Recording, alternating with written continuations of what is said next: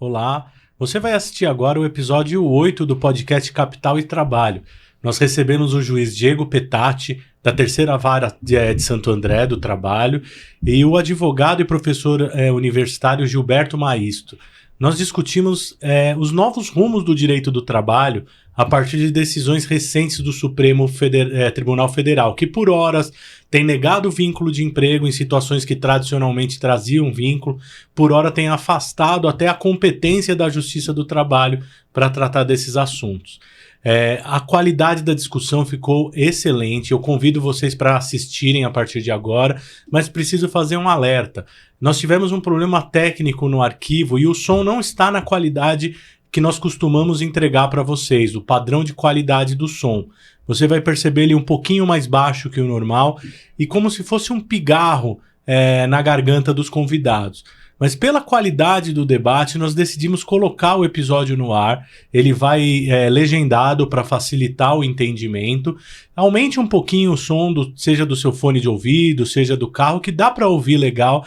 E a discussão está muito interessante para quem quer conhecer os rumos do direito. Convido todos a assistirem, curtirem, compartilharem e se inscreverem no nosso canal. Muito obrigado.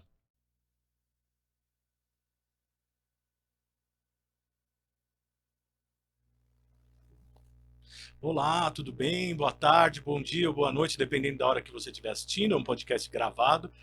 Estamos apresentando aqui mais um episódio do podcast Capital e Trabalho, que é um podcast patrocinado por Tavares e Vasconcelos, escritório de advocacia.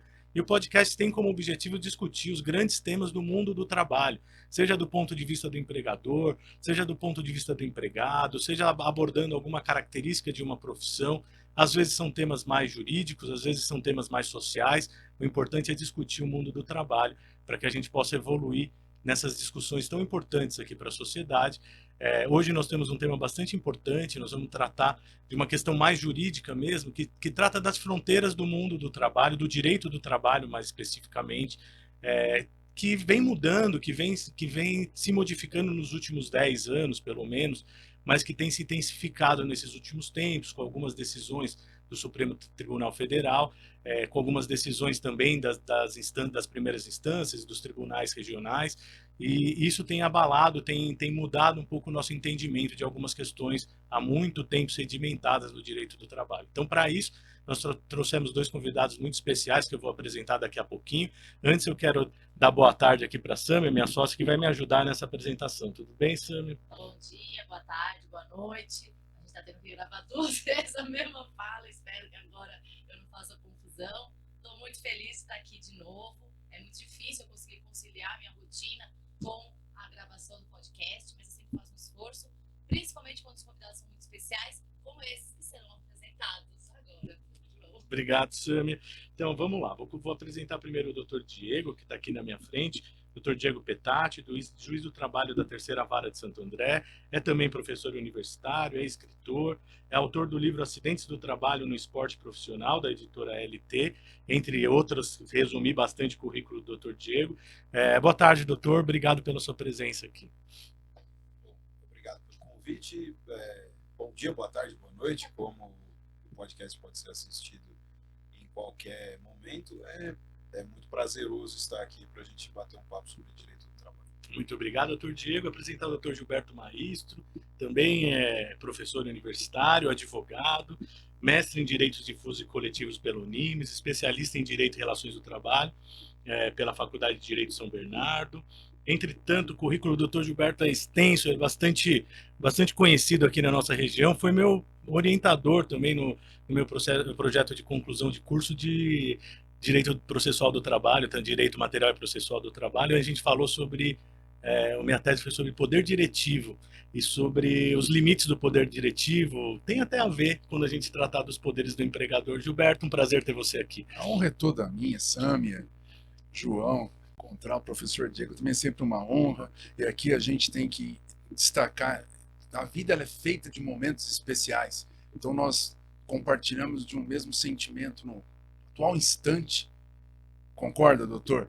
A nossa grande preocupação nesse momento é domingo, João. Eu não sei se esse podcast vai ao ar depois de domingo, mas se for após o domingo, você que está assistindo saberá o estado de espírito tanto deste convidado quanto do que está ao meu lado. Exatamente. Achei que falar o dia de hoje. Que nós teremos a final da Copa do Brasil. Isso, 2 São Paulinos aqui na algo mesa. importante, mas colocado isso à parte, é uma honra estar aqui. Muito bem pontuado. Opa, e será um prazer trocar algumas ideias sobre essas transformações no mundo do trabalho. Vamos lá. Obrigado, Gilberto. A minha preocupação é com a Série B. Eu sou torcedor do Guarani. O Guarani vai subir esse ano. Vamos torcer para que tudo der certo. E para quando sair o podcast, vocês já estejam felizes. Aí, como eu não sou nem corintiano, nem palmeirense, é São Paulo. Né? Vamos lá, vamos entrar no assunto desse podcast que a gente tem acompanhado aqui algumas decisões, não é uma decisão isolada que nós vamos comentar, mas é uma série de decisões, principalmente que vem das instâncias superiores, do Supremo, que fazem a gente questionar alguns princípios básicos do direito do trabalho. Né? A gente, e aqui eu falando para uma audiência que é diversificada, que pode ter gente que está começando também os estudos de direito, pode ter gente que nem é especificamente advogado, mas para a gente contextualizar e entrar na discussão, eu gosto de colocar o direito do trabalho como um círculo menor. Né? Ele é um círculo que existem algumas fronteiras, e que é um círculo que dentro desse círculo existem proteções maiores para o grupo de pessoas que é empregado, que está com a carteira assinada CLT. Quem define se essa pessoa está dentro desse círculo ou não sempre foi, por princípio, a realidade. Se a pessoa, de acordo com a CLT tem alguns artigos fundamentais, entre eles o artigo 2º e o 3º, que definem a noção de empregador e de empregado, né, colocando aqueles elementos que a gente conhece, se a pessoa é empregada, pessoa física, trabalhando com habitualidade, com subordinação, onerosidade, vai ser um empregado se esses elementos estiverem presentes na relação. E uma vez que essa pessoa entra nesse círculo, ela está sujeita a uma série de direitos previstos em lei, né, previstos na CLT, na Constituição e algumas outras leis também. E quem faz essa fronteira para definir se essa pessoa está dentro ou não, desde a emenda 45, era a Justiça do Trabalho. Então, a Justiça do Trabalho não trata só das relações de trabalho, de emprego, mas também das relações de trabalho, as relações mais amplas. Então, caberia à Justiça do Trabalho, primeiro, determinar se ela é a competente para julgar se ele está nesse círculo, e também, logo, por consequência, é essa justiça que vai avaliar se no caso concreto estão presentes os elementos que caracterizam a relação de emprego. Então, antes de a gente falar de qualquer outro direito do trabalho, a gente tem que saber se a gente está falando de uma relação de trabalho ou uma relação de emprego, porque sendo uma relação ou outra, ela vai ter um tratamento diferente. Então, fazendo essa introdução, essa era a base que a gente tem. Eu posso citar mais 2 artigos que eu acho que são fundamentais aqui, que é o artigo 9º da CLT, que diz que aquele princípio que consagra o princípio até da primazia da realidade, que qualquer ato que seja feito com o intuito de desvirtuar a relação trabalhista, ele é considerado nulo. Então não interessa para a Justiça do Trabalho, não interessava tanto até pouco tempo atrás o documento, desde que a realidade vai falar mais alto, porque se foi feito para fraudar, não vale. E a gente teve uma mudança também, salvo engano, é o artigo 6º, parágrafo 1º, o Gilberto é ótimo de memória, que é o que trata da subordinação também pelos meios telemáticos, igualando a subordinação presencial com uma nova modalidade de subordinação, que é uma subordinação direta, mas feita à distância também. Então, são alguns elementos da CLT que eu acho importante a gente trazer para a conversa logo de cara. Eu li um artigo recente, foi o motivo que eu lembrei do Dr. Diego para trazê-lo aqui no podcast. Eu queria passar a palavra primeiro para o Dr. Diego comentar. Um artigo escrito pelo Dr. Diego Petati, bem fundamentado, discutindo uma situação, essas decisões do Supremo, e o que mais me interessou nesse artigo, eu admiro o trabalho do Dr. Diego, mas esse artigo especificamente, que ele não é um artigo focado em opinião, se as decisões do Supremo são corretas ou não são corretas. É um artigo que se propõe a entender qual é a linha que os ministros do Supremo estão levando em conta para mitigar um pouco essas questões que sempre foram muito caras ao direito do trabalho. Então eu vou passar primeiro a palavra para fazer um comentário geral sobre a situação das coisas, esse concatenado que seu artigo trouxe, o que está por trás da decisão, por exemplo, você trouxe alguns trechos do ministro Barroso, muito interessante. Queria que comentasse um pouquinho a linha mestra desse seu artigo. Obrigado, viu, doutor Diego? Obrigado, doutor João, primeiro pelas gentis palavras quanto ao artigo que é mencionado. Nesse artigo, que enfrenta as decisões recentes do Supremo Tribunal Federal em confronto com o princípio da primazia da realidade, a minha intenção foi simplesmente tentar sistematizar, teorizar, abstrair quais são as linhas mestras de algumas dessas decisões que estão surgindo. É importante dizer que isso não é uma jurisprudência sedimentada, né? O doutor Gilberto vai concordar, os presentes aqui vão concordar, e nem é o posicionamento de todos os ministros do Supremo Tribunal Federal. Me parece que, no momento, a maioria das vozes dos ministros do Supremo Tribunal Federal se encaminha nesse sentido. Nós temos principalmente decisões do ministro Luiz Roberto Barroso, do ministro Alexandre de Moraes, da ministra Carmen Lúcia, em um determinado sentido, tentando privilegiar novas modalidades de prestação de serviços, novas modalidades de contrato, que refugiriam ao modelo clássico da CLT, que é aquele modelo baseado no trabalho com subordinação, habitualidade, onerosidade, pessoalidade do ponto de vista do empregado, prestado por uma pessoa natural ou pessoa física. Né? Tem até aquele decoreba, né? O SHOP, né? SHOPP, né? S de subordinação, H de habitualidade, enfim. Essas decisões que os ministros estão tomando são decisões monocráticas que vêm se repetindo. Uma decisão vai citando outras decisões de outros ministros da corte em contexto de reclamação constitucional, que é um expediente previsto no Código de Processo Civil para garantir a autoridade, o cumprimento das decisões do tribunal, especialmente em jurisprudência vinculante, em controle de constitucionalidade. O Supremo, de alguns anos para cá, vem tratando de muitas questões sobre a formatação do contrato de trabalho. E aí tratou, por exemplo, da terceirização, admitindo como válida a terceirização de atividade fim, né, no tema 725 de repercussão geral. Tratou da validade de um contrato de parceria entre profissionais de beleza, estética, com salões de beleza, que é a ADI 5625, alguma coisa assim, agora me fugiu o número. Tratou da questão do transporte autônomo de cargas, né, o transportador autônomo de cargas, em uma outra ação de controle concentrado de constitucionalidade, e recentemente tomou várias decisões admitindo como válido o expediente da pejotização, quando uma pessoa natural constitui uma pessoa jurídica, uma microempresa individual geralmente, e presta serviços através dessa pessoa jurídica, dizendo que a pejotização por si só não induz uma fraude, não induz uma invalidade. Muitos ministros usam dois argumentos principais, tá? A questão da rigidez da manifestação de vontade, e aí entra um ponto que eu tentei destacar no artigo, que é o animus contraendi, a vontade livre de quaisquer vícios, e aí estamos falando daqueles vícios tradicionais do Código Civil, erro, dolo, coação, que estão lá por volta do artigo 171 a 174 do Código Civil.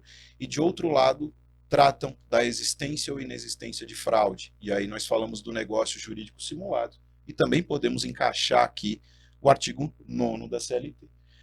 O que alguns desses ministros, e me parece que são a maioria dos ministros neste momento, estão tratando nessas decisões, é que alguns profissionais que têm um alto grau de conhecimento, um alto grau de escolaridade, portanto de esclarecimento, de instrução, teriam condições de regular suas vidas profissionais como bem entendessem. E por isso não poderiam firmar um contrato, como por exemplo o contrato de um advogado associado. Eu vou citar esse exemplo, eu sei que eu estou cercado de 3 advogados aqui, mas eu preciso citar esse exemplo porque é o que mais vem aparecendo nas decisões do Supremo. Tá? Então, um profissional liberal como um advogado, que obviamente é alguém técnico, versado na ciência jurídica, que firma um contrato de associação que não envolve o padrão CLT, E ao final, este contrato não poderia depois ser questionado pelo próprio profissional em uma ação perante a Justiça do Trabalho, porque ele teria plenas condições para definir se ele está firmando um contrato que ele pretende ou não, então ele não poderia invocar erro, dolo ou coação. A problemática que surge dessas decisões, e acredito talvez o Dr. Gilberto vá concordar comigo, os demais vão também, é que a impressão que dá para esses ministros é que a CLT virou o à la carte. Não estou querendo dizer isso aqui de forma pejorativa, mas permitindo a escolha. E nós, do direito do trabalho, acostumados com a característica, com o caráter tuitivo, protetivo, o princípio da proteção, e com o caráter intervencionista do direito do trabalho, porque é permeado por normas de ordem pública, para nós é um choque isso. Sim. Porque deixou de ser algo permeado por normas de ordem pública para se tornar algo facultativo. Mas eu preciso ter honestidade intelectual aqui para dizer isso. Essas decisões do Supremo, por enquanto, estão tratando basicamente de profissionais liberais. São pessoas com alto grau de escolaridade e que têm profissões eminentemente intelectuais. Eu não quero dizer aqui, por exemplo, que um restaurante pode contratar um motoboy nesse modelo e que os tribunais vão validar isso ou que o Supremo vai validar. Mas quanto a médicos, corretores de imóveis, professores e advogados, o Supremo vem tomando várias dessas decisões. E só para concluir aqui, para não tomar muito tempo, essas decisões geralmente são monocráticas, né? Um ministro que decide. E quando a parte se sente prejudicada, ela pode apresentar um agravo regimental para levar ao colegiado para tratar do tema. Perfeito. Perfeito. E além dessas profissões que o doutor colocou, profissionais liberais, aquelas que também já foram objeto de regulamentação, como o salão que foi mencionado, né? Ou já está regulamentado, algumas tirando do campo geral da CLT, ou são esses profissionais com mais capacidade de entender o contrato que está fazendo e da realidade.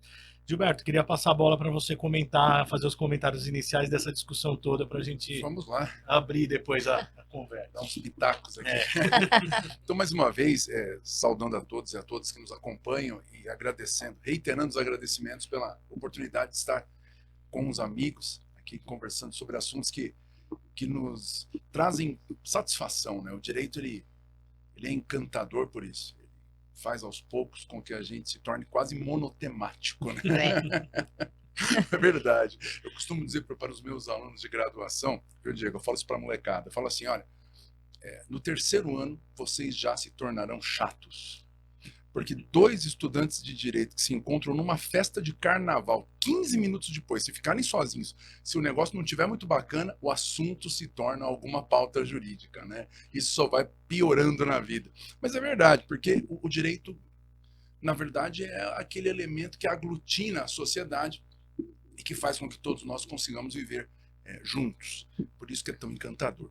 E quando eu falo de relação de trabalho, quando a gente pensa nas relações de trabalho, a coisa ela assume um aspecto muito mais desafiador, porque ainda mais no Brasil. Esses dias, lendo sobre a situação socioeconômica do Brasil, do povo brasileiro, eu me deparei com um número assustador. Nós temos uma ampla maioria de pessoas que, entre nós, né, no que se refere à sociedade economicamente ativa, as pessoas que trabalham no Brasil não têm renda mensal superior a 2 salários mínimos. A massacrante maioria do povo brasileiro vive nessa situação. Eu quero lembrar do valor do aluguel, Diego. Quanto que vale o aluguel? Quanto se cobra pelo aluguel de uma casa muito pequenininha, às vezes em condições precárias na região do Grande ABC? Acho que com R$600. Olha, na faixa de 700, 800 reais para você alugar um imóvel quarto. com 2 cômodos. Quarto, cozinha com banheiro. R$700. Como que alguém vive com menos de... 1.000 e pouquinho. 2.000 e pouquinho que seja. Salário mínimo hoje, 1.320. Exatamente. Um salário mínimo. Bruto. Exatamente, porque ainda tem o desconto previdenciário. Exatamente. Então, olha a situação que nós enfrentamos. Eu não posso pensar o direito de modo divorciado dessa realidade.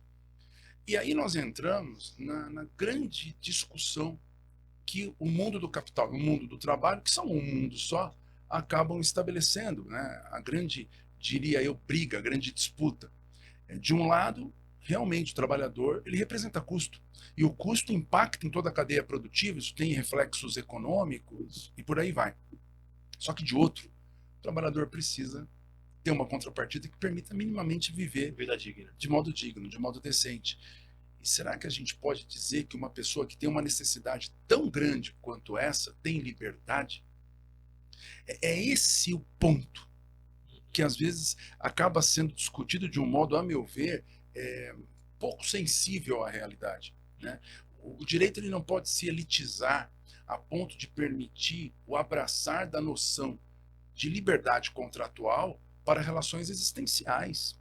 Então, no mundo do trabalho, eu tenho que pensar, será que aquela pessoa que consentiu com certas condições de trabalho que lhe foram ofertadas, ela realmente fez isso porque queria consentir?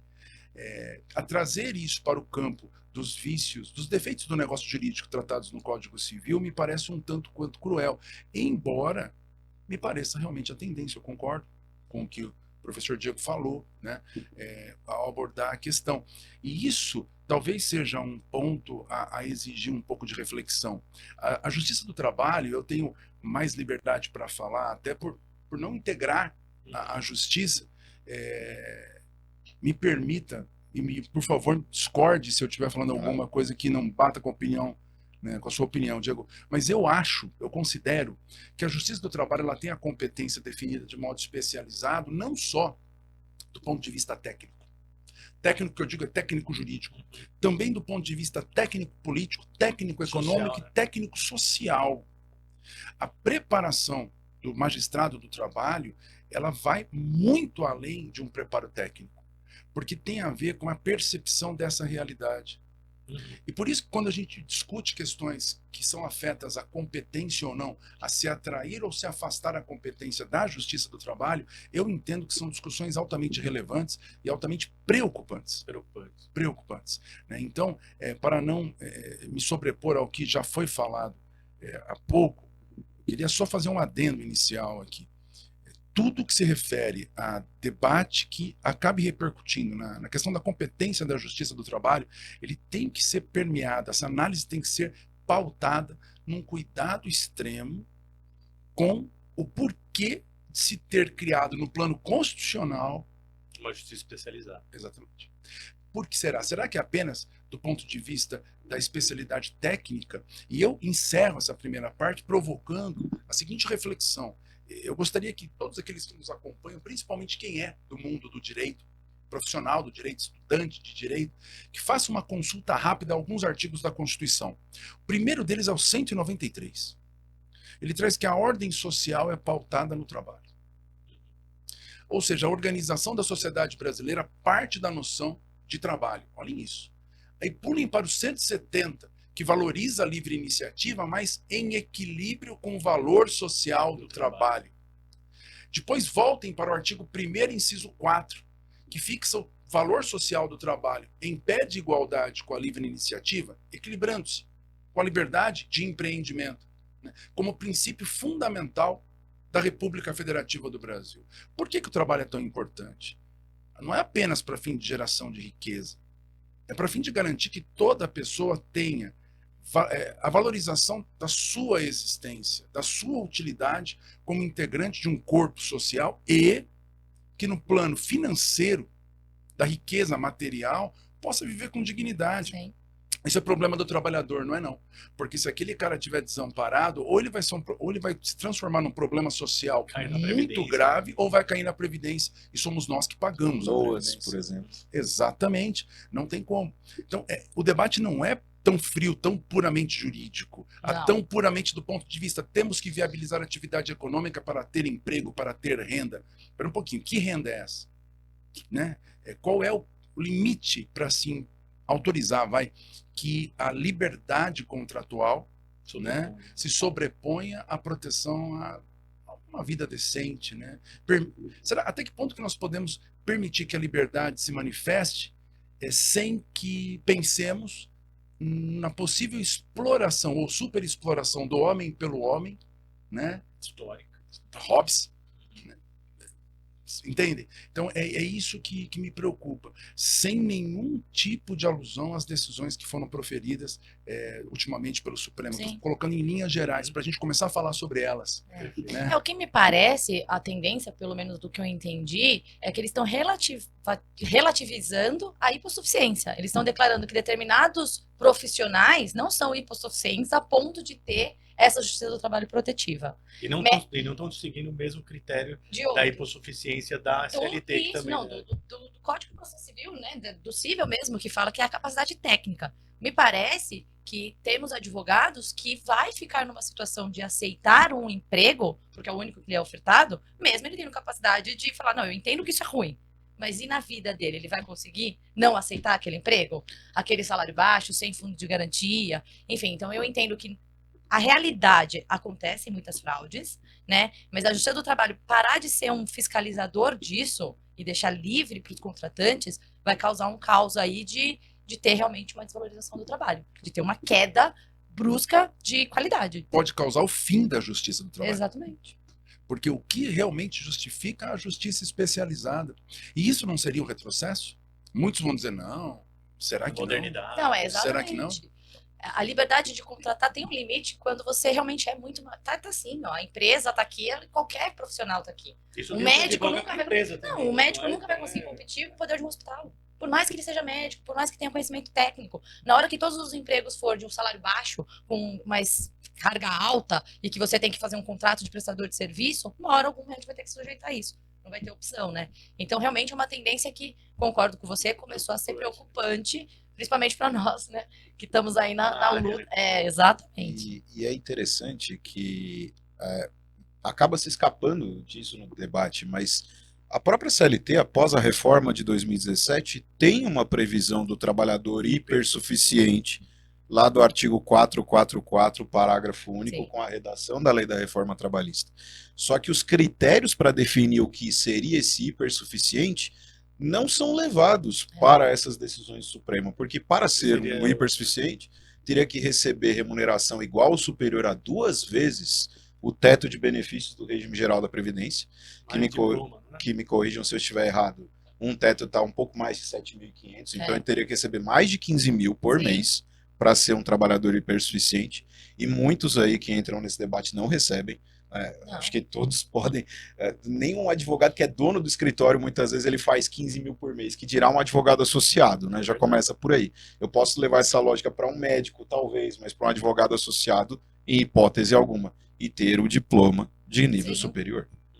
Nada disso vem sendo considerado nessas decisões do Supremo. Exatamente. Inclusive, eu destaquei isso no artigo também. Eu mencionei, olha, isso aqui... Está sendo só se é profissional ou não. Exatamente.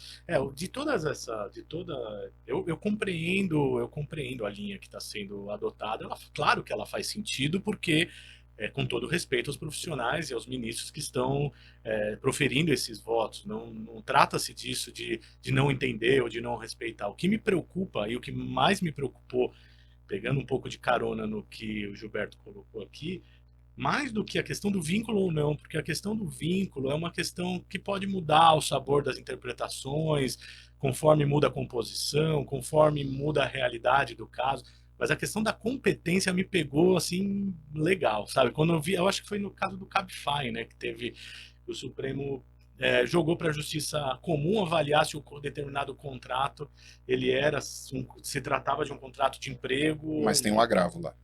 Ainda tem um agravo regimental. Ainda vai decidir. Mas isso me preocupa mais até do que a questão de vínculo, porque tirar da Justiça do Trabalho essa avaliação é desprestigiar todo um sistema montado historicamente, desde que existe a Justiça do Trabalho. Uma das principais funções dela é falar quem entra e quem sai. A gente vai julgar até aqui, a gente não vai julgar, principalmente depois da emenda 45. Nós vamos julgar tudo que for relação de trabalho, e cabe a nós, juízes do trabalho, cabe a nós, advogados trabalhistas, fazer esse debate. Isso aqui está presente os elementos, isso aqui não está presente. Porque existem zonas cinzentas. Quando a gente está tratando desse tipo de relação, e conforme o tipo de relação ela vai se tornando mais complexa, a gente vai entrando, por exemplo, em tipos de profissão que a zona é cinzenta, que mexe com criatividade, agências de publicidade, até alguns tipos de vendedores, alguns tipos de relação é zona cinzenta mesmo. Então, quando chega num escritório que a gente avalia um caso e a pessoa fala, eu trabalhava, mas eu estava todo dia, mas eu não tenho contrato, mas a gente já começa a fazer uma primeira avaliação hoje diferente por conta dessas novas avaliações. Peraí, mas eu sempre fui treinado a olhar de cara os elementos do vínculo e falar, não, você era um empregado, vamos patrocinar e vamos ver essa ação porque você está preenchido. Agora eu dou um passo atrás e falo, mas peraí, apesar de eu entender que você é um empregado, vamos entender um pouquinho mais dessa relação, vamos entender o tipo do mercado que você tá, se você tinha... Isso eu acho um pouco temerário, até porque eu não concordo muito com a visão que prevalece em alguns votos, principalmente do ministro Barroso, que eu dei uma olhada um pouquinho mais profunda. Eu não concordo com o argumento de mitigar a hipossuficiência, porque eu acho que ela não é financeira e ela não é... Eu acho que a hipossuficiência... Não é nem a financeira que eles estão fazendo, é por ter um diploma. Se você é advogado, não importa. Mas eu acho que ela não cabe em nenhum caso. Não, Em caso de advogado pode ser discutível, mas ainda assim é discutível, porque a gente que é advogado de uma área sabe que, por exemplo, eu conheço pouquíssimo da área tributária. Se me cair na mão para tomar uma decisão tributária, eu não sei se eu estou falando, se eu estou falando certo ou não. Estou fazendo um paralelo. Sim, o advogado que não seria da área do direito do trabalhista, trabalho, será ou que que ele não está sabe? habituado, ou que tem uma situação de emergência em casa que precisa aceitar o emprego. Quanto mais para dizer para médico, veterinário, que às vezes não sabe, ele está difundido na cultura, na população, de que eu decido porque eu sei o que é melhor para mim. E a gente que está aqui desse lado, estudando o direito do trabalho, sabe que não é bem assim, porque o direito do trabalho ele não trata de vontades individuais, senão ele não existe, né? A gente trata de uma organização coletiva, que depende de regras que vão atingir toda a categoria. Eu vou devolver a palavra aqui para o Dr. Diego com uma observação, uma percepção pessoal minha, que eu queria saber se concorda e se acha que foi a partir daí. Na minha advocacia, ao longo do tempo, um marco que eu percebi que começou como se fosse as primeiras fissuras nessa barreira aí do direito do trabalho, começou a dar margem. Para mim, eu acho que o marco foi o Salão Parceiro. Quando veio essa lei e que começou a tratar de uma maneira muito específica e, claro, um tipo de profissional que não é hipersuficiente, que não ganha um salário alto, não ganha salário alto, não tem, mas regulamentou toda uma cadeia. Isso, para mim, começou a ter impactos em outros tipos de profissão. Ora, se é lícito, se pode esse tipo de contrato para esse tipo de profissional, por analogia ou por isonomia, por que não pode para determinado tipo que também se organiza de uma forma parecida? Você entende que essa lei também foi um marco? É por aí? O que você avalia desses pontos? Bom, essa lei é usada a ação direta de inconstitucionalidade que declarou ao final que essa lei é constitucional, é citada pelos ministros que dão essas decisões afastando o vínculo ou afastando a competência. Então não dá para negar que é um marco. O ministro Alexandre de Moraes, por exemplo, ele cita os 3 casos: transportador autônomo de cargas, salão parceiro e terceirização de atividade fim.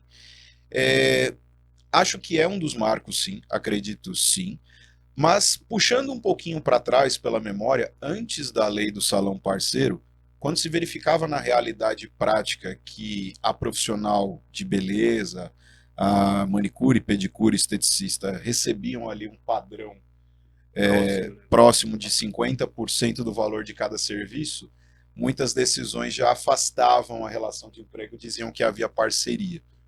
Porque tem uma lógica aqui, muito embora isso não seja exatamente um elemento da relação de emprego, mas me parece que é uma consequência da relação de emprego. Né?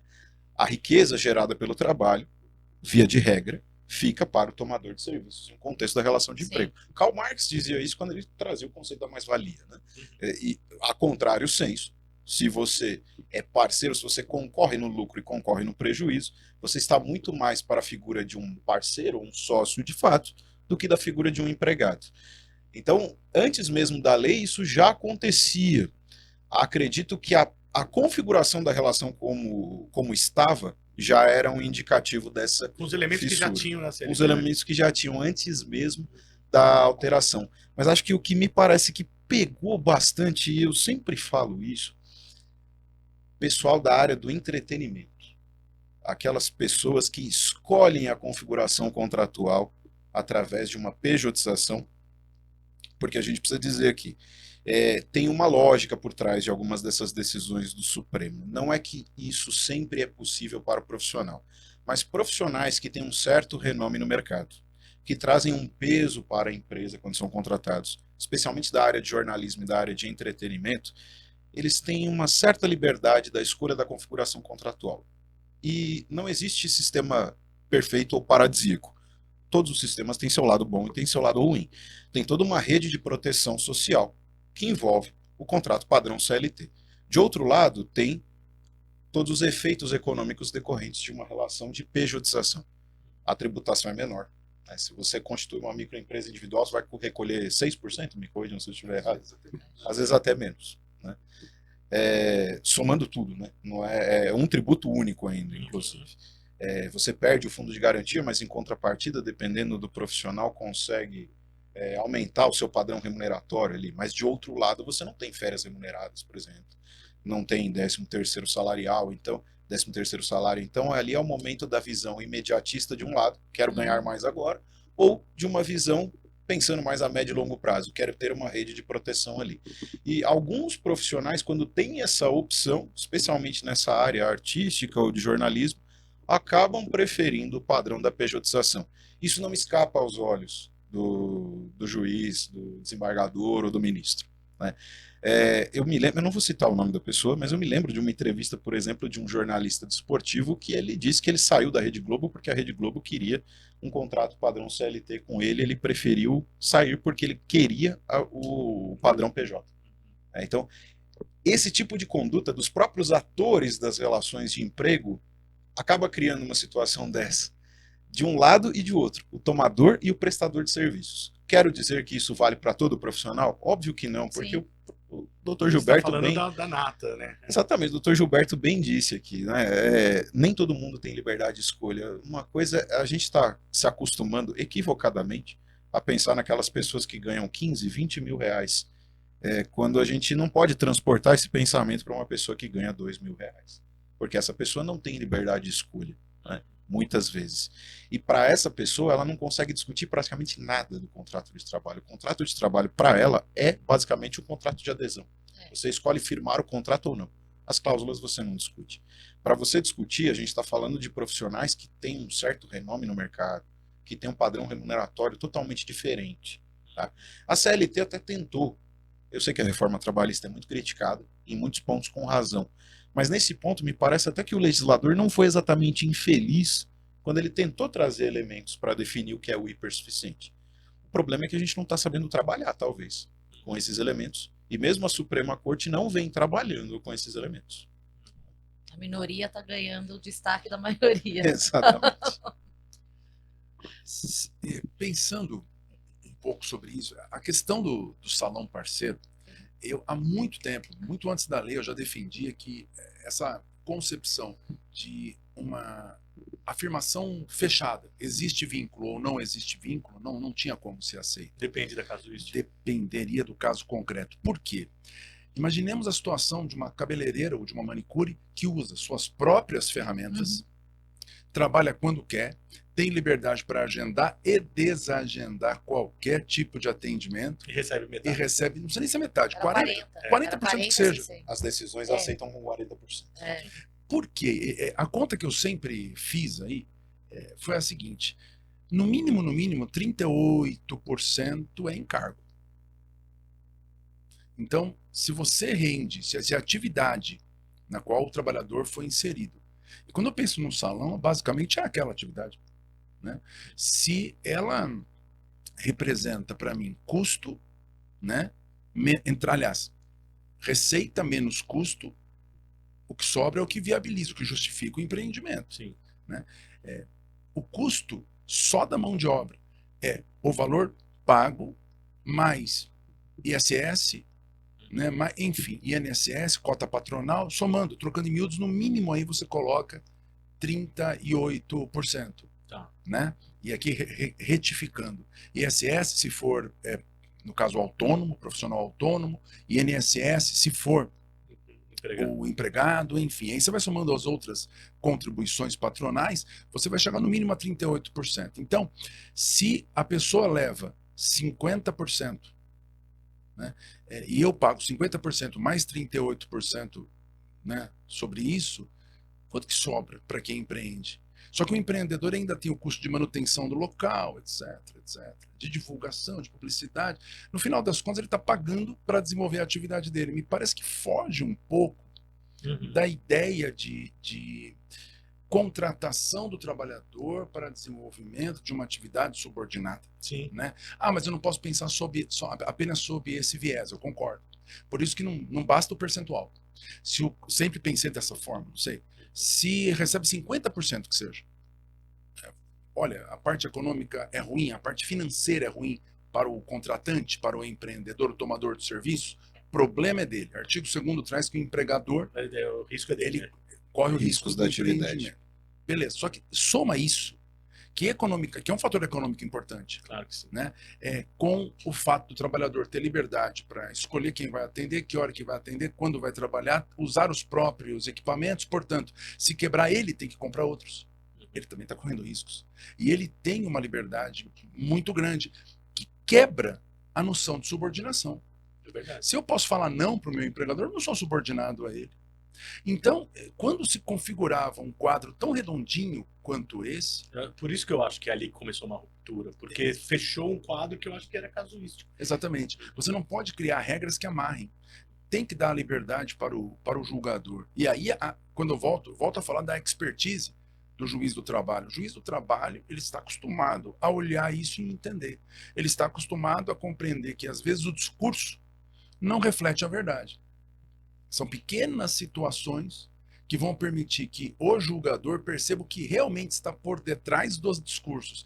E sejamos francos, muitas vezes um discurso que não é verdadeiro do empregado e um discurso que também não é verdadeiro do empregador.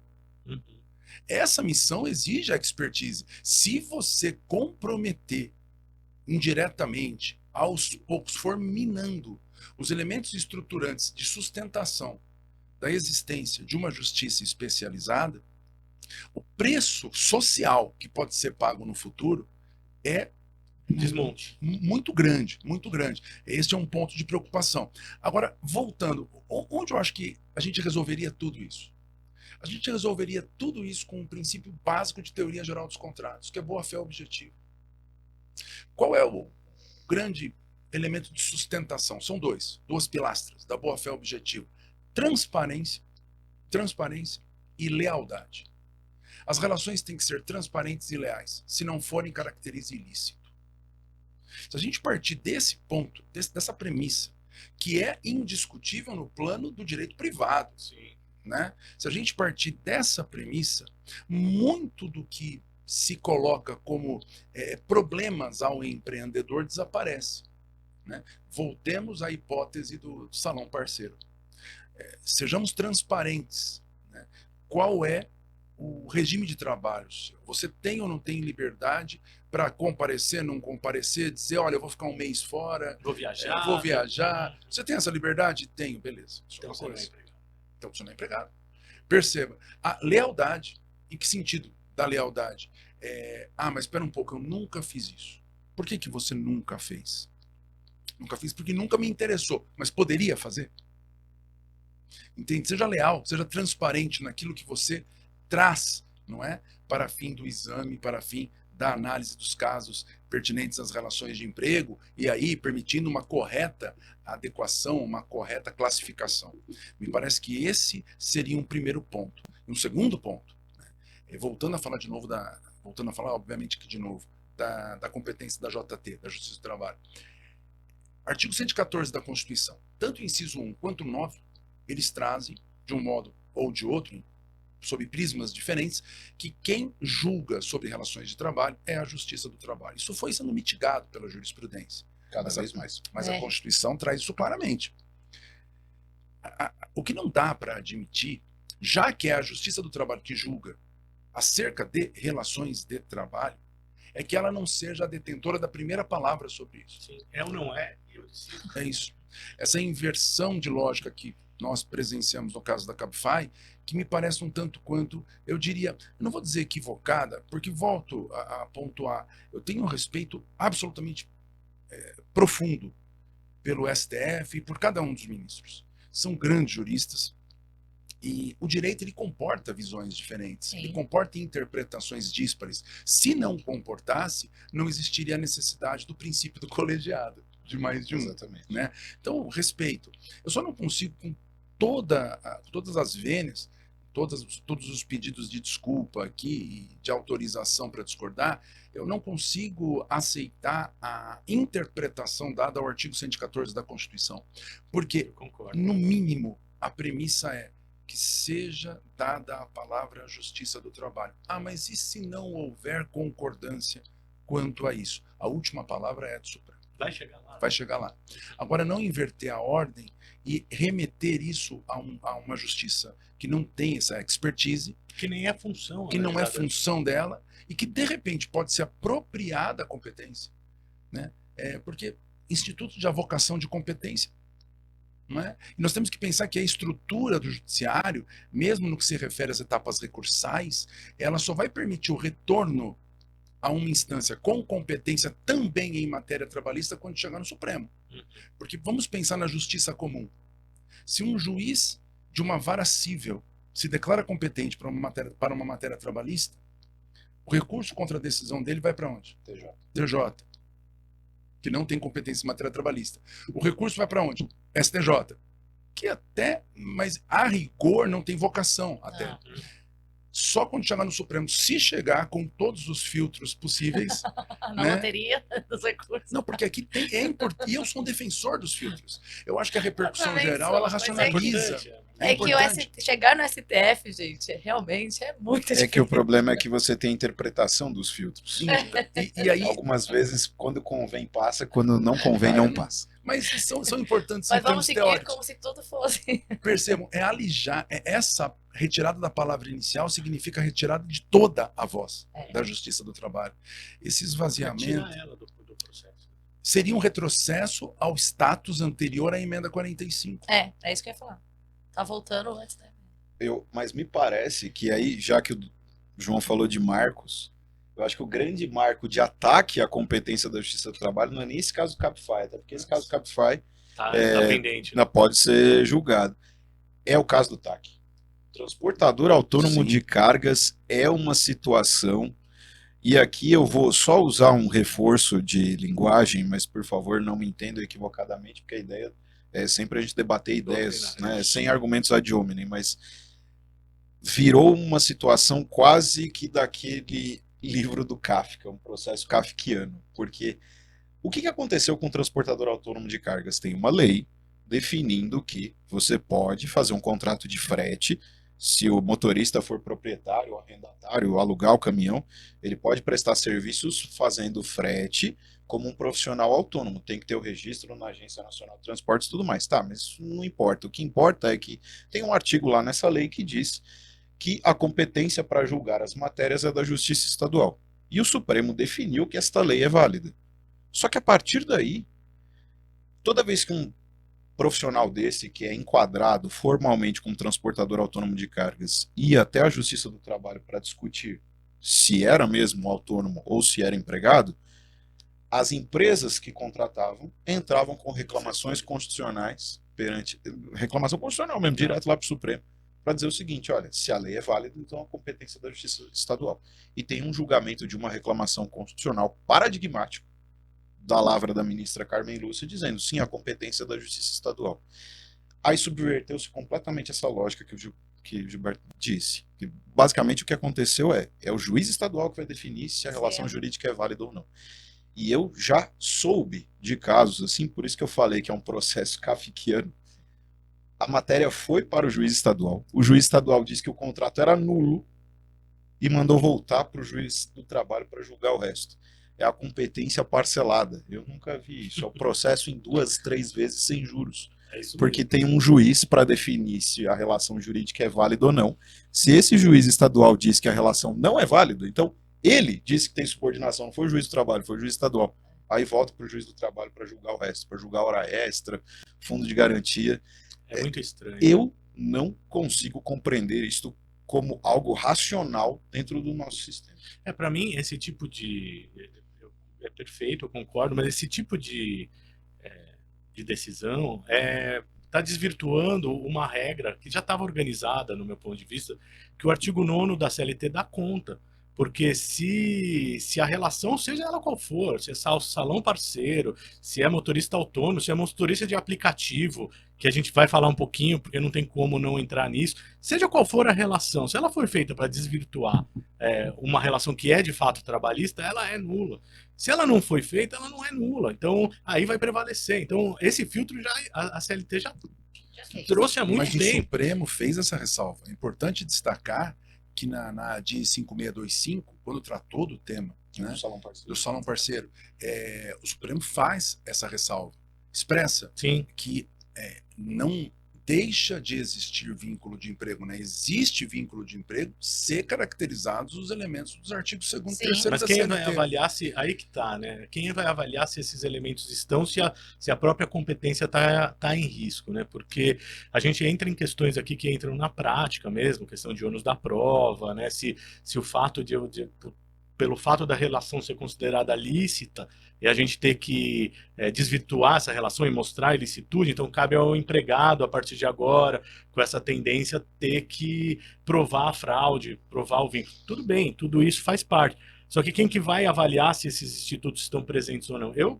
Eu costumo achar e colocar nas minhas conversas sobre isso que a maioria dos casos do direito do trabalho ele vai cair em algum ponto numa discussão que não é só doutrinária e é casuística. Sim. Porque pode existir vínculo de emprego num salão parceiro, numa cabeleireira que tem esse modelo, e em outra bem parecida, mas por um detalhe ela desvirtuar e parecer uma relação de emprego.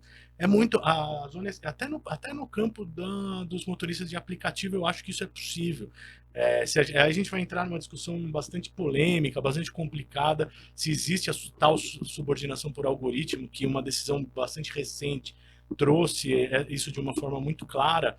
É uma ação civil pública que foi proposta contra o Uber, que acabou de sair a semana passada uma condenação contra a empresa Uber, condenando ela a registrar como vínculo de emprego todos os empregados daqui para frente, todos os motoristas daqui para frente, e além disso condenou a 1 bilhão como indenização. Isso ainda está em discussão, é uma decisão que tende ela vai subir certamente para outras instâncias, é possível e provável que ela tenha reforma total ou parcial, pelo que a gente tem visto da maneira com que os tribunais superiores têm encarado, mas é uma decisão importante. É uma decisão importante que a gente precisa refletir um pouco. E se a gente está falando dessa fronteira entre o que é trabalho ou não, a gente está falando se o médico tem capacidade, se o advogado tem capacidade, quanto mais falar de uma pessoa que essa sim, seja de que lado a gente esteja nessa discussão, é inegável que o motorista de aplicativo não está numa situação de hipersuficiente, muito pelo contrário. Ele normalmente é uma pessoa que está, com todo o respeito, toda a profissão é digna, todo o trabalho é digno, mas na prática são pessoas que estão com poucas opções e acabam indo para um caminho que é o que resta. Infelizmente é o que tem acontecido na prática. Então, quando a gente vê, e eu só para abrir um pouco a discussão e voltar para vocês, quando você estava falando dessa questão da lealdade, da boa-fé objetiva no contrato, eu estava pensando nesse outro modelo de subordinação, que é uma subordinação, eu não estou falando de subordinação estrutural, não, estou falando de subordinação clássica, feita por algoritmo, usando os instrumentos que possam ver e colocar se essa pessoa é empregada ou não. Até que ponto essa pessoa também ela tem essa escolha de ela poder sair para trabalhar ou não, se a gente percebe que ela pode, na prática, só que tem consequências. O aplicativo vai descredenciar, o aplicativo vai diminuir as chamadas para essa pessoa. Então, tem uma punição. Tem uma punição. Então, é uma liberdade? É uma discussão que a gente tem que encarar com seriedade. Seja seja de que lado a gente esteja, porque eu até entendo como usuário do Uber e como uma pessoa que está inserida nesse tempo, né, do século XXI, que é uma lógica que todo mundo se beneficia, que entende, mas do ponto de vista doutrinário do direito, me parece muito difícil a gente não enxergar elementos de subordinação, lógico, com algumas roupagens diferentes, que é a subordinação de algoritmo. Sobre esse tema, eu queria ouvir um pouquinho de vocês, o que vocês acham desse novo modelo de subordinação, como avançam as relações de trabalho e avançam as maneiras do capital se organizar, e aqui falando das empresas em geral se organizar, se não seria uma evolução da subordinação clássica, ou se é a subordinação clássica com uma outra roupagem, vocês entendem de que forma esse andar, falando mais especificamente dos motoristas de aplicativo, até porque a gente mencionou a Cabify, que também é de motorista de aplicativo. O que você entende dessa situação? Diego? Vou começar eu, então. Pode começar. Bom, primeiro ponto, eu não vou adentrar em questões relativas à decisão mencionada pelo João, até por uma questão de norma ética, né? Pelo Código de Ética da Magistratura. Não posso ficar comentando especificamente sobre algumas decisões, eu só vou comentar em questões gerais, né? O grande debate que se coloca quanto a trabalhadores de aplicativo refere-se, óbvio, aos requisitos da relação de emprego, mas me parece que o principal é o que é subordinação para nós, tá? O conceito clássico de subordinação é aquele que envolve que, por força do contrato de trabalho, uma pessoa, que é o empregado, está obrigado, por força do contrato de trabalho, a cumprir ordens quanto à execução do serviço. Ordens de quem? Da outra pessoa, que é a contratante, que é o empregador. Esse é o conceito clássico de subordinação que foi alinhado lá em 1943 pela CLT, e a redação, neste ponto do artigo 3º da CLT, continua a mesma. Isso é o conceito de subordinação clássica. Qualquer outra interpretação que nós fazemos da subordinação é uma nova leitura que nós fazemos. É uma nova leitura porque o direito nem sempre acompanha a realidade. A realidade vai mudando. Eu não consigo pegar uma lei que completou 80 anos e achar que ela vai regular com 100% de exatidão uma situação que está ocorrendo 80 anos depois, né? Quando o legislador criou isso aí, ele estava pensando em Charlie Chaplin em tempos modernos, o sujeito que aperta parafuso.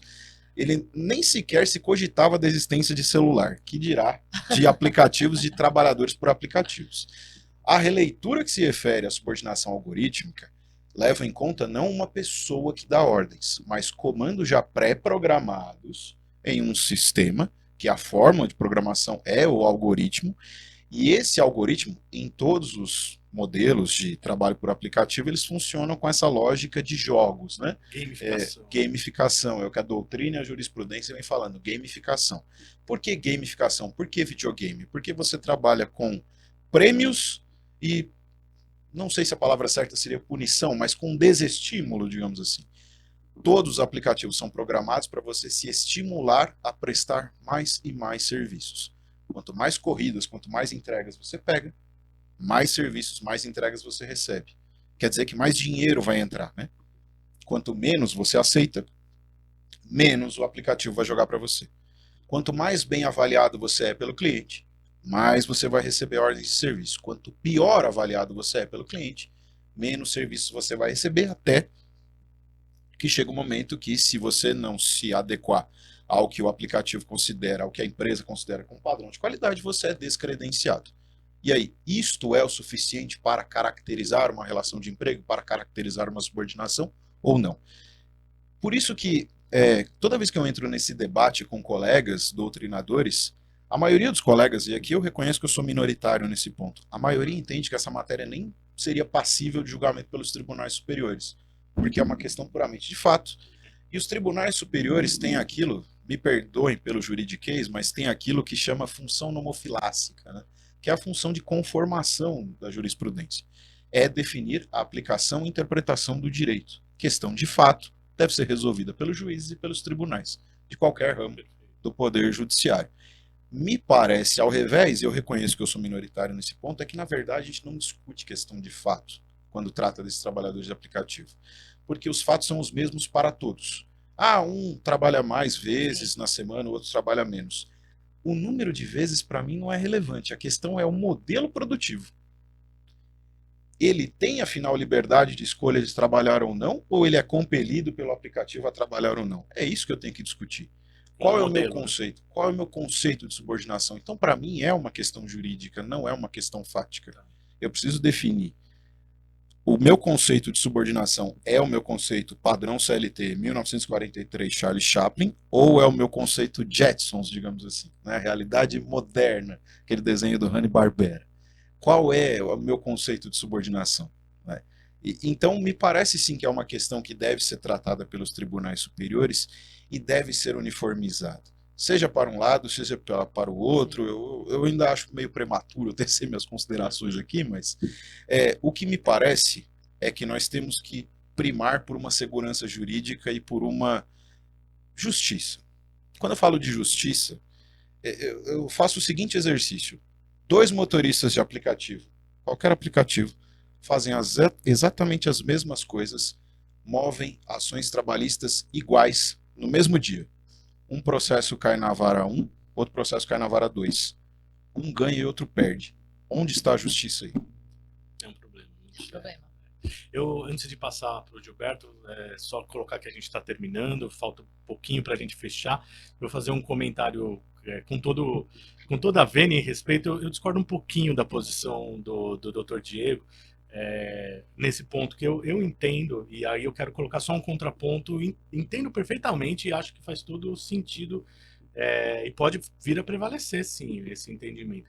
Mas eu entendo que essa subordinação nova, algorítmica, essa leitura da subordinação algorítmica, ela cai um pouco na casuística também. Isso é uma opinião pessoal minha. Porque eu acho que esse modelo de subordinação, ele tem uma característica geral, que é o modelão, que é o sistema, mas ele se individualiza, até por ser feito por um sistema, por ter sido, é um avanço, ele se individualiza no caso concreto em cada uma das relações. E essa pessoa pode entrar, usando figuras de linguagem porque é difícil, num emaranhado tão grande que uma pode se tornar um empregado e outra vir a não se tornar um empregado na maneira com que ela usa esse algoritmo. Então, é uma situação que eu acho que é muito difícil de chegar agora. Eu acho que vai levar a amadurecimento até de conhecimento técnico de das tecnologia. plataformas, de tecnologia mesmo, do avançar, porque eu acho que é muito diferente a pessoa que usa do Uber de uma forma pontual, que vou fazer um bico, eu vou pegar e vamos dirigir só de final de só semana, de só de sábado, só depois ou do aquela serviço. ou aquela pessoa que começa a ser captada por essa estrutura do algoritmo, com essas recompensas, prêmios, e chega a um ponto em que ela realmente ela não consegue mais se desvencilhar desse nó. Eu acho que ainda existe uma questão a ser enfrentada de fato, que pode distinguir esse e esse não é, mas eu confesso que isso é prematuro ainda, nem eu tenho isso tão bem colocado. Porque mas, enquanto ficar em decisões individuais, vai acontecer de um ganhar e o outro perder. Isso então é complicado. Sem dúvida. Tem que ter algum panorama geral, né? Gilberto, vou passar a bola para você e aí já caminhando para as considerações, já falar dessa questão do Uber e a gente vai fechando. Essa é uma das questões mais interessantes que nós temos para discutir hoje, porque ela impacta, ela impacta em iniciativas de lege ferenda. Né? A gente tem que pensar em como o Estado pode responder às crises criadas pelo divórcio entre um texto que foi gestado para um mundo com a realidade do mundo atual. Sim. Isso é fato. Foi muito bem pontuado pelo professor Diego. Agora, eu quero destacar o seguinte. Para além disso, o modelo brasileiro ele acaba sofrendo algo que em alguns outros países se tem, diria eu, uma dor um pouco menor. Itália. Tem lá o modelo da Para-subordinação, muito bem pontuado. Que já dá para você tentar uma solução intermediária, né? Nós não temos. Um exemplo, tem vários outros modelos, pegando esse apenas como exemplo. Então, qual é o desafio? O desafio é criar um modelo. Sim. E esse desafio, nós não podemos esquecer, ele já foi abraçado pelo governo, né? Em falas abertas do Ministério do Trabalho, do ministro Luiz Marinho, ele tem dito que uma das metas, um dos objetivos é resolver questões como essas no plano normativo, é criar um modelo jurídico próprio. para um isso. grupo de trabalho estudando isso. Exatamente. E pelo que a gente acaba sabendo pela imprensa mesmo, Sim. com estudos avançados já, não é algo incipiente. Uhum. Então, eu acredito que o debate, como todo debate jurídico novo, todo debate jurídico sobre questões que se divorciam em razão da tecnologia, né? Uhum. Se divorciam de um padrão legislativo de outra era, de outro tempo, ela é necessária. Essa situação é necessária para que haja debate, para que haja amadurecimento de ideias, de constatação de necessidades, de adequações e inadequações do modelo vigente, para permitir uma melhor construção. O que a gente espera é que nessa construção haja diálogo social, que haja atenção, que haja uma representatividade, né, de todos os setores que devem se envolver nisso, para a fim de editar um melhor texto legal ou a melhor solução possível. E tentar chegar, a partir de critérios pautados em racionalidade mesmo, não só jurídica, Uhum. Que viabilize a atividade econômica, política, social, inclusive. todo mundo. Uma solução boa para todo mundo. Sim. O tema é tão difícil, mas tão difícil, que em algumas turmas de vários tribunais regionais do trabalho, a depender da característica, reconhece ou não o vínculo. Uhum. Né? Então, é necessário que haja um pouco mais de cuidado no que se refere a esse exame, e acredito que o poder constituído, né, falo de executivo, de legislativo e do judiciário, os três poderes vão aos poucos construindo pontes para se chegar a uma solução quanto a esse tema. É óbvio, é muito bom para o futuro. Como é que fica hoje? A pessoa que trabalha hoje tem que ter solução hoje. Né? Mas justifica-se talvez, por tudo que foi dito aqui, a existência de decisões com relação às quais eu posso concordar, o Diego não, ou vice-versa, e você pode dizer concordo mais ou menos, um pouco outro. E isso é que faz Isso é um bonito. direito vivo. É isso que faz bonito o direito. Esse é um primeiro Exatamente. ponto. Concordo com aqueles que dizem que, a depender das características, eu me aproximo mais ou me distancio mais dos requisitos dos artigos 2º e 3º da CLT. Uhum. O que poderia gerar um quadro casuístico. Aqui tem vínculo, aqui não tem. Agora, qual a minha preocupação diante disso? Como que fica para empreender? Uhum. O Qual é a direito, segurança jurídica? o direito ele não pode gerar uma situação... O direito existe para dar segurança jurídica. Naquilo que o direito não precisa se meter, ou naqueles pontos nos quais o direito pode deixar a liberdade dos envolvidos, dos contratantes, resolverem Ele tem tudo, que abrir mão. ele tem que se abster. A gente tem que ter o direito chegando, né, naquilo que a liberdade não permite que se resolva. O grande direito é o direito à vida digna. Depois dele é o direito à liberdade. Né? Onde que há uma incursão oficial naquilo que a liberdade, na prática, não está dando conta. Né? Por isso que o direito do trabalho é tão invasivo, porque a liberdade não dá conta. Porque eu não tenho liberdade numa relação de poder versus necessidade. Mas e quando há a figura do hipersuficiente, bem destacada pelo professor Diego? Olha, quando há essa figura, então a gente pode tirar um pouco, não é, do pé, invadir menos, dar mais espaço para a liberdade. E é uma medida de bom senso. O grande problema é, será que há mesmo maior liberdade por um padrão salarial mais elevado? Porque vamos pensar uma coisa, o cara ganha 20 mil por mês, tem diploma superior, foi dispensado, está desempregado. Gasta 40. O grande que é, qual a dificuldade dele conseguir uma recolocação dentro do padrão remuneratório, dentro do padrão social de vida dele, né, de modo rápido? Então, será que esse não se torna talvez um hipossuficiente qualificado, vamos chamar assim? São questões para serem Inverte-se pensadas. completamente a lógica no desemprego. Não é? Tem que pensar. Então, são situações que têm que ser enfrentadas. Agora, e eu encaminho aqui a minha participação já para o encerramento, esperando ter sido útil em alguma coisa, Opa! mas olhem só, e aqui realmente, direito no que se refere a regramento de condutas em relação contratual, tem que ser um direito atento à realidade. Se eu tenho relações contratuais estabelecidas por vulneráveis com agentes de poder econômico, o direito tem que permitir, né, uma intervenção básica do Estado, né? O tal poder diretivo, não é, tem que ser mitigado. Tem limite. Nós temos que ter um pouco de espaço para que haja uma limitação de liberdades a bem de gerar liberdades. Dar àqueles que têm necessidade algum alento para não se tornarem escravos da pobreza. Isso é fato. Ou escravos de uma posição como é que os consumidores têm. E muitas vezes você tem poder econômico, poder financeiro, mas você, na relação de consumo, é absolutamente hipossuficiente. Né? E se Não nós... tem nem conhecimento para poder. Não. Né? Técnico, hipossuficiente. Aí Tanto é você... que lá eles nem consideram pelo valor, né? É Então, pela capacidade técnica. é isso aí. Então, por essas e outras, a gente tem que reconhecer que o direito tem essa missão. Sim. Qual é a medida adequada? Né? E eu volto na boa-fé. Quando a questão for contratual, a medida adequada é a justa expectativa. O direito tem que permitir a criação de justas expectativas de um lado e do outro. Expectativas essas que não sejam quebradas. E surpreender, quebrada de maneira surpreendente. Exatamente. Se o direito permitir isso, está tudo bem. E o Poder Judiciário tem que zelar por isso também. Pelo respeito à manutenção das justas expectativas. Quando justas. Não é justo uma expectativa exploratória, né? Não é justo. Eu tinha uma expectativa de enriquecimento sem causa.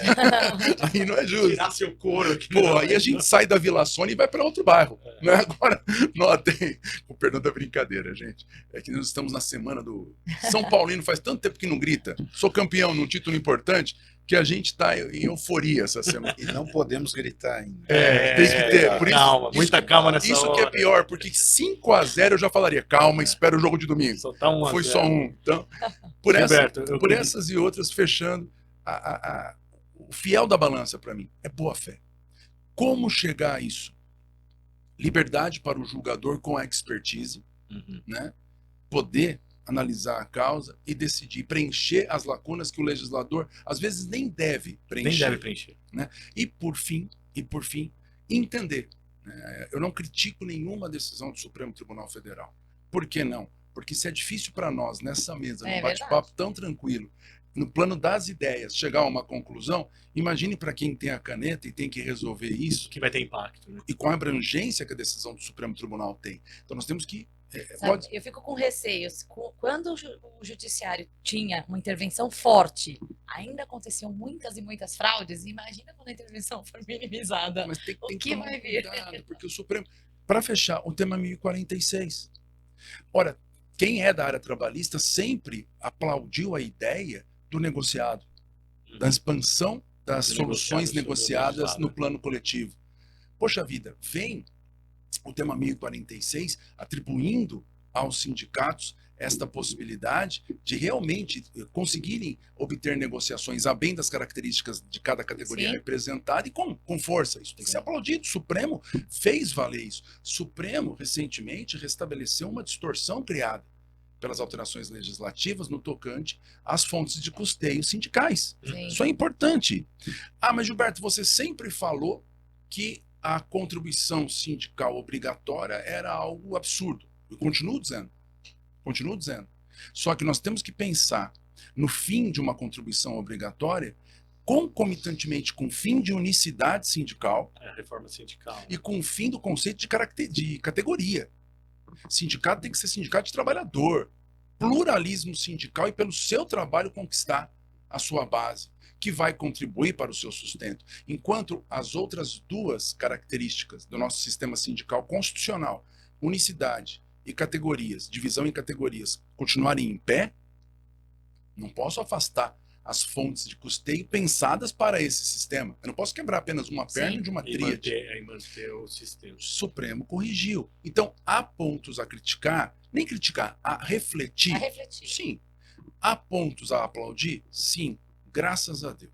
É Né? isso mesmo. Desde que no final a expectativa seja preservada, boa-fé respeitada e a justiça do trabalho mantida.